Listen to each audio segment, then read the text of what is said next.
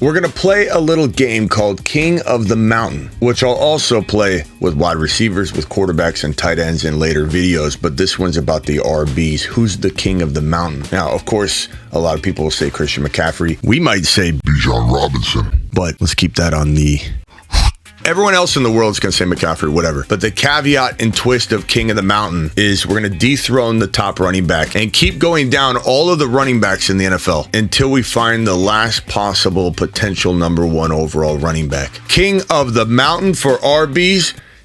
It begins right now, pal. This is the Fantasy Football Show with your host, Smitty.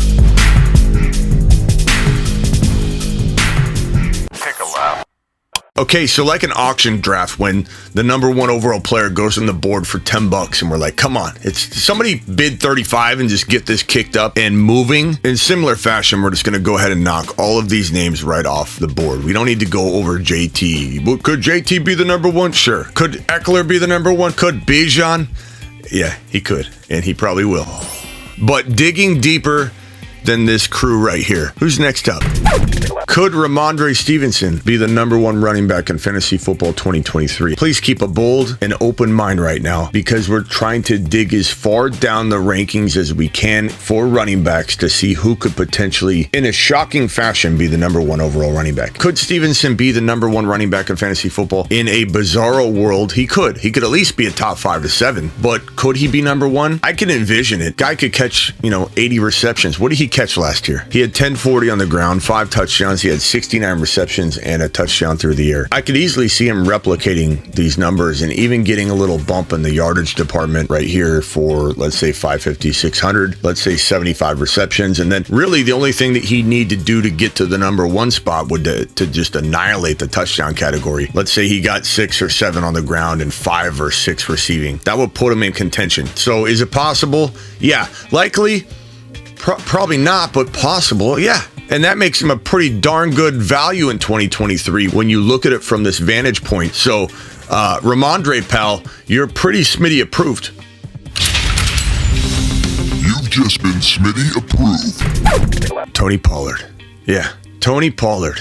Could he be the number one running back in fantasy football in 2023? A negative Noah might come in here and say, no, Smitty, this is a stupid conversation. It can't happen, Smitty. Are you trying to tell me that Tony Pollard's going to outscore Jonathan Taylor, Christian McCaffrey, Bijan Robinson? This is a bold look. We're reaching here. We're trying to find the Josh Jacobs of the 2023 group. No one expected Josh Jacobs to lead the entire league in rushing. We are looking for essentially 2023's version of Mr. Jacobs right here. And I'll tell you right now, this guy, Tony Pollard, could be that guy. Tony Pollard could be not the leading rusher in the National Football League. Tony Pollard's not going to rush for 1,400 yards, 1,500 yards. He's going to be a different kind of number one overall running back if he does claim that spot. With Zeke Elliott out of the way, there were some rumblings about Zeke Elliott maybe coming back to Dallas, but I'm not even worried about that. Plus, it doesn't sound like it's going to happen. This guy without Zeke Elliott's probably running for 1,200 yards, 1,100 yards. He's still not going to run for 1,400 or 1,500 yards. They don't want to give him 22 carries a game, 18 carries a game. He's not that type of running back, but this reception total could climb to the 65 plus range. He could catch 60 plus passes for 450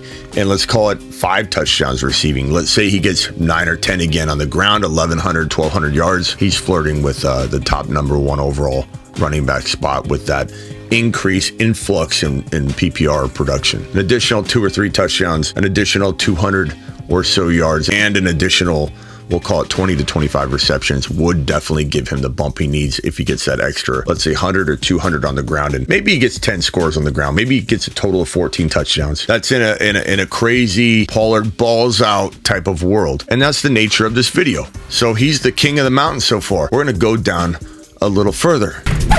Now, I'm skipping some players that might be right at this level. I'm just kind of going down a couple notches and grabbing some players as I go. So if I don't mention a player's name, it's because I passed him over because I didn't want to go through every single player that was the same type of player.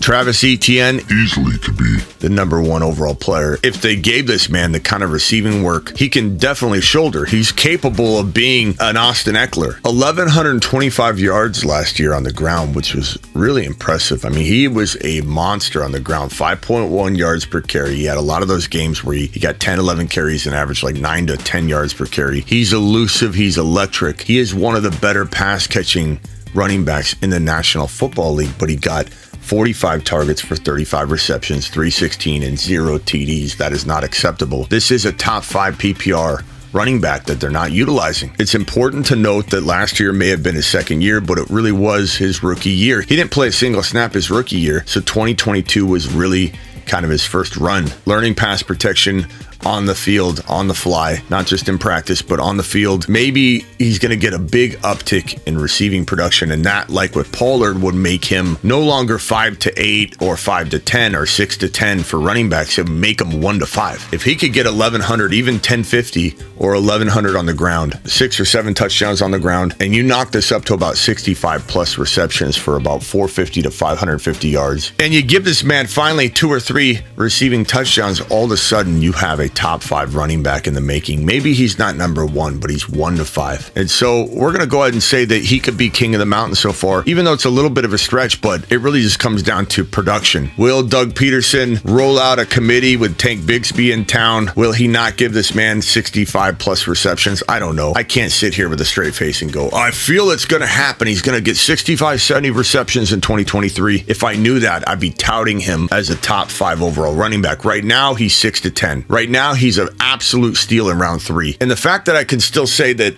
a running back we're finding in round 3 could possibly be the number 1 overall running back in a crazy world, in a bold world where everything unfolds perfectly, that's pretty impressive. And that means that ETN is Smitty approved. And I forgot to approve Pollard. You're both Smitty approved. You've just been Smitty approved. Again, anytime you can say about a 3rd round running back, this guy could, in a perfect world, be the number 1 or top 1 to 5 running back, that is screaming value that can't even be described. ETN is a monster in waiting. Tony Pollard is a monster in waiting. There's some risk involved, hence why they're falling to round 3. But that round 3 certainly packages in all the risks, so no need to worry.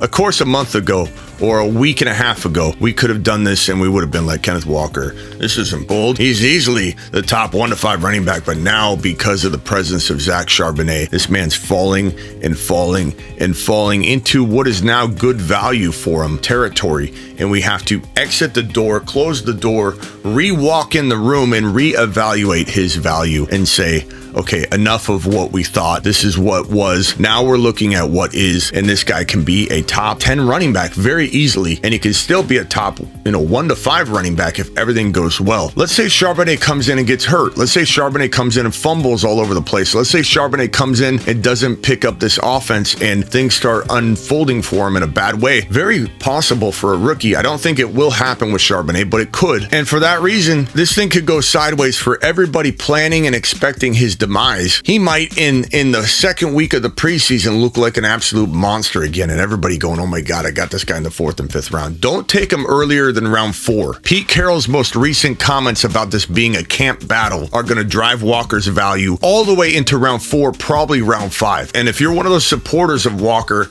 and I appreciate you, and you're saying he won't go past round 3, I commend your enthusiasm, but he will. He's being driven right now into round 4 and probably round 5, which is amazing value, especially if you cuff him to Charbonnet. There are only 2 ways to attack this situation. Only 2. You either draft Charbonnet by himself and have a sleeping giant monster who's a top 5 to 10 running back in his own right. Alexander Madison from previous years, but on steroids. Or you draft Walker and Charbonnet. Owning just Walker is not advisable. Unless you've already drafted in an existing dynasty league and you just can't get your hands on Charbonnet, you're not going to go selling Walker for garbage. You have to kind of ride it out. But try and get Charbonnet. Try and maybe make a creative trade that works for both of you to send Walker elsewhere, but you need both of them. Walker, if all goes well, could easily be a top 1 to 5 running back. Charbonnet could be a top 1 to 5 running back. And in some ways, we could put Charbonnet right here. I don't think he finishes the number 1 running back if he did get in there, because it's going to take him a bit to get in unless Walker suffered some sort of preseason injury. And if he did, then Charbonnet could be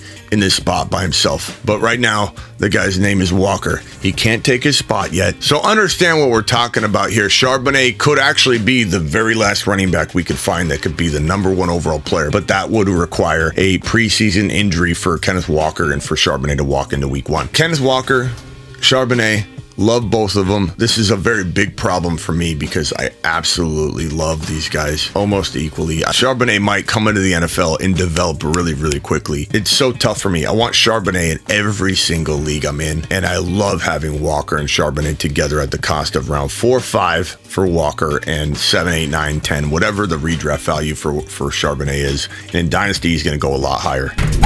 Breece Hall could absolutely be the number 1 overall running back. I know he's coming off the ACL tear, but all of ACL tears come down to how ready the player is for week 1. Barkley wasn't ready, JK wasn't ready, and they shoved them out there on the field. That's going to create swelling, compensation injuries. I was totally out on Barkley and JK their first years coming back from ACL tears because of the readiness or the lack of readiness. Breece Hall is way ahead of schedule. Breece Hall will be ready for week 1. Breece Hall will be more than ready for week 1, and all of that will make him a very, very nice bet to come back from his ACL tear. A return that more resembles the return of Adrian Peterson. Not saying he'll rush for 2,000 yards, but it will be a miracle type return, people will say, versus the very hampered return that a lot of running backs face because they get pressured to come out there on the field too early and they're not ready. This guy will be ready. This guy will be ready, and he'll be amazing, and he very well could be, we'll have to look, the last running back in this like second, third round territory that could be the number 1 overall running back in fantasy football, because we're digging deep. Smitty approved.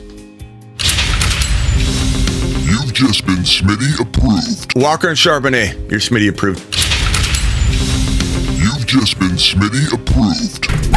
Probably the last guy I'm going to dig deep for and say could be the number 1 overall running back in a fairy tale world where everything unfolds perfectly. Jahmyr Gibbs. This guy is a top 10 running back. I get so much hate in the comments right now. Oh, you're telling people to like Jahmyr Gibbs, Smitty. They got Monty. Why would they pay Monty all this money? This war room was so ecstatic about getting Jahmyr Gibbs. This war room was about to draft this man number 6 overall, and when they took the gamble to trade down and get him at 12, they were through the roof. And there are several reliable sources, multiple, that tell me that a team would have taken Jahmyr Gibbs before that 18 overall pick. And you can believe that smoke and mirrors all you want, and it might be, but multiple teams were eyeballing him. Multiple teams, aside from the Lions, were eyeballing him in the teens. He was going to go in the teens no matter what. That is from multiple reliable sources that I trust very much. Gibbs is an absolute monster. He's going to put on about 5 to 6 pounds of NFL weight. If he was a wide receiver or categorized as a wide receiver walking into the draft, he'd be the 2nd or 3rd wide receiver taken. This guy is an absolute monster. No one's expecting him to run for 1,400 yards on the ground. If you think that's what all of us truthers are expecting, you don't understand who Jahmyr Gibbs is. He's an 800 and 900 guy, an 800 and 1,000, a 700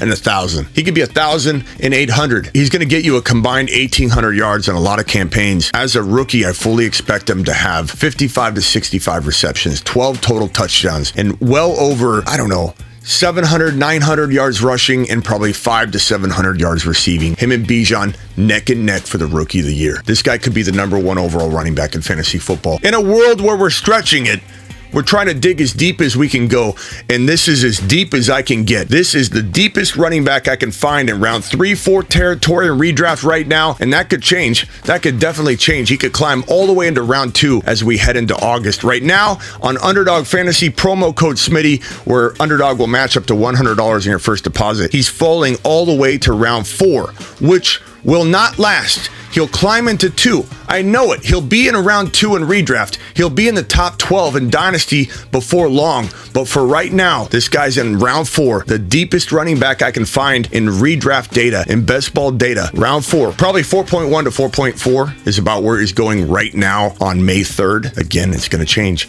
That is the deepest I can go to find a potential number 1 overall running back in 2023. Jahmyr Gibbs, you're Smitty approved. You've just been Smitty approved. Get on over to thefantasyfootballshow.com for all your year-round rankings, bold predictions, rookie rankings, superflex rankings, redraft, dynasty, trade calculators, one-on-one text advice, bold predictions, thefantasyfootballshow.com. Now get out of here. This is the Fantasy Football Show with your host, Smitty.